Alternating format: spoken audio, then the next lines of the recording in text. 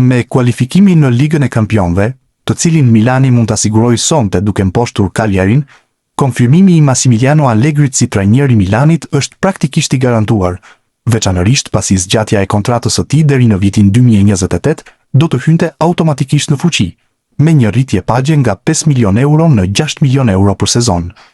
Sipas La Gazzetta dello Sport, trajneri i lindur në Livorno do të ndikojë gjithashtu në konfirmimin e Iglitares, i cili gëzon respektin dhe besimin e madh të Allegrit. Largimi i drejtorit sportiv shqiptar nuk është më i garantuar. Duke folur në konferencën për shtyp të djeshme, Allegri nuk pranoi të diskutonte të ardhmen, por fokusi i tij është vetëm te ndeshja e sonte kundër Cagliarit. A do t'i kërkojë Tares të qëndrojë? E përsëris, nuk jam unë ai që duhet jetë përgjegjës për dinamikën e klubit. Tani për tani, me vetëm 30 orë të mbetura deri në ndeshjen më të rëndësishme të vitit, të flasësh për Allegrin apo Taren është e pakuptimt. Duhet të qëndrojmë të përqendruar te ndeshja e nesërme, e cila është gjëja më e rëndësishme për të gjithë. Nuk do të jetë as pak e lehtë. Do të vlerësojmë gjithçka nga e hëna, sapo të përfundojë sezoni.